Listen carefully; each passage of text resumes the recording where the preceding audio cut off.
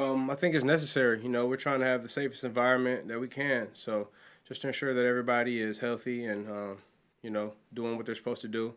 Uh, I think it's necessary and it's good protocols to have in order to have a safe facility.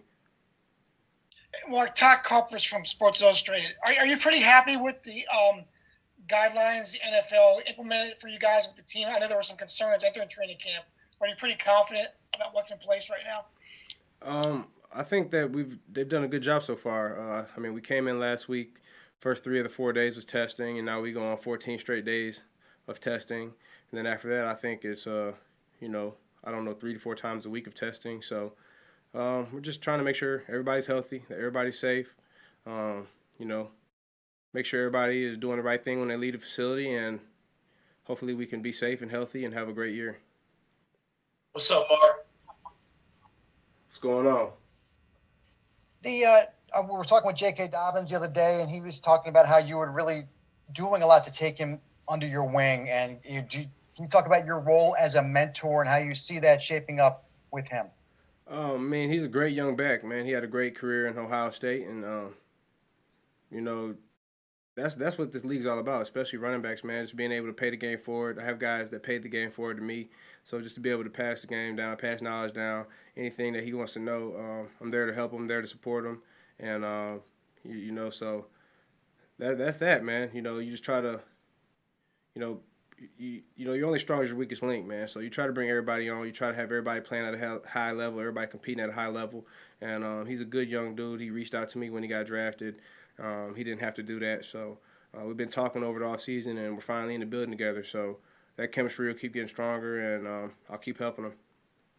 Mark, Quick, Gary Coleman from 105.7 The Fan. It sounds like with that answer, you've embraced the situation. Were you surprised at all that the Ravens went in that direction in the second round after having the best rushing attack in the history of the game? Listen, I've been in the league 10 years, my 10th season, and I've never seen a team that didn't bring in a running back or draft a running back. That's the norm, man. So it didn't surprise me, and I think that it was a high value pick right there where we were at.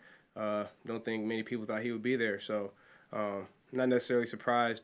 We run the ball a lot. We put emphasis on running the ball, so being able to have our backfield, me, Gus, Justice, add J.K. to the mix, I think it's an elite backfield. Guys who can start anywhere in this league, play anywhere in this league. So, we'll be competing, we'll be working, and we'll be working together to, have the best rushing attack again. Mark, it's Kirk McEwen from 98 Rock. Good to see you. I mentioned to Coach last week that you saw 14 victories. Maybe you could go north of that. And he kind of smiled and said, you got to get that first one. What gives you that kind of confidence that you can best last year's record? Man, we just have, we added a lot of key pieces this offseason and the free agency and the draft. So we bring back, our ballers, our playmakers, and, add more ballers, add more playmakers. And, we got our coaching staff back. So we just have confidence in each other. And, that's the goal is to, have a better season than we did last year. And, we didn't finish how we wanted, so we want to be champions. And that's the standard here. That's nothing less is championship mentality. So you have to work one day at a time. We're back in the facility working together, strength and conditioning today, meetings. So you win those 15, 16 games. You go north of that record by, winning each day. So we're focusing on today. We'll ramp up this week, ramp up the next week. Each phase will continue to ramp up, and that's how you keep stacking. That's how you keep stacking. That's how you keep building, and that's how you have a better season. Hey, Mark, Childs Walker with the Baltimore Sun. Just wondering, seeing some of the difficulties that baseball has had restarting its season, has that added at all to any of the sort of anxieties or uncertainties that you might feel as you guys ramp up? Yeah, you see the stuff, and there's cases, and you just try to stay positive. We try to stay, with the protocols that our team has set for us in the facility. And when you leave the facility, just try to be, safe as possible. Staying home and just taking all necessary precautions to make sure that you're not exposing yourself unnecessarily to things. So you just try to have a positive mindset. And obviously we're aware of it, and we're cautious of it. But, we're trying to do the best we can with the circumstances, and we're trying to stay positive and stay hopeful.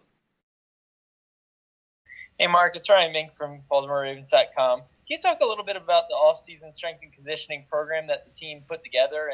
And I mean, I know it's early and you guys haven't had any real kind of practices, but do you feel like the program that was put in place for everybody will kind of give you guys an advantage once the season does roll around? We have a great organization here.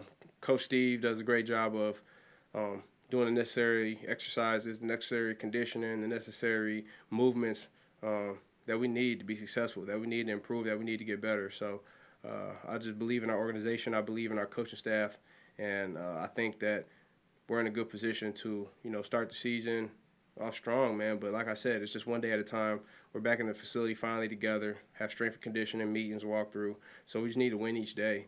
And I just feel like our strength and conditioning coaches do a great job of preparing us and getting us ready. And so I have the utmost trust in them and how they've been preparing our team. Hey, Mark, this is Jameson with ESPN. Thank you for taking time for doing this. We've talked about the addition of J.K. Dobbins, but when a team takes a running back in the second round, do you think it will have any impact or affect your role as far as on the field at all this year? That's really not up to me. How we practice, how we play. We had rotated backs last year, so the coaches will decide how to rotate us and how to play us all. We all have special talents, special abilities, and all I do is work my butt off. I compete my butt off no matter where I'm at, no matter who's in my running back room, and that's just the bottom line. So I try to be the best player I could be and bring my best foot to the table every time I step on the field. Hey, Mark, Barber of Baltimore Beatdown. You mentioned the team brought back their coaching staff and playmakers from last season. How significant is it to have the same offensive coordinator, Greg Roman, and the continuity of so many familiar teammates? It's huge. I mean, you had a team last year where we were comfortable operating together in an offense. So just to be able to grow another year in that offense with our playmakers that we had last year and then adding more playmakers, I think that's nothing but an advantage for us. We're familiar with the offense. We could just continue to get better in the offense, continue to get better communicating within the offense, adding more nuances to the offense. So to have our OC back, a great DC back, that's nothing but an advantage for us, and I'm thankful they're back because I love both those coaches. Hey, Mark, this is Aaron Kaz. That's it at Penn Live. Thanks for taking all the time. I'm curious, you're a veteran guy, you're pretty experienced, just on a general level with this offseason and not being able to practice until mid-August. What factors do you think are going to separate the teams that handle this well versus the teams that maybe struggle to get on the same page or struggle to put together the type of team they want? I think you just have to, the camaraderie that you have within your team, the ability to be able to communicate within your team, the ability to be able to improve every single day. Those are all key factors in having a great team. And obviously you want your teams to stay healthy this year. So I think all those things factor into having a great team that's going to, start the season fast and, have a successful year this year. So we have to win the day. Each meeting we have to be able to translate what we're learning in the meeting onto the field. We have to be able to make the necessary adjustments proper to be successful. So we have great coaching staff. We have great players with the right mindset. We have a great organization with the right mindset. So winning and being champions is the goal here. So I have the utmost confidence that we'll be able to accomplish those things as long as we stay on course. Gilbert again, just a quick follow-up a little bit from earlier. We were talking about being a mentor. Who were some of the mentors you had when you showed up as a rookie or first or second-year guy, and what did you learn from them that now the same kind of message you want to pass along?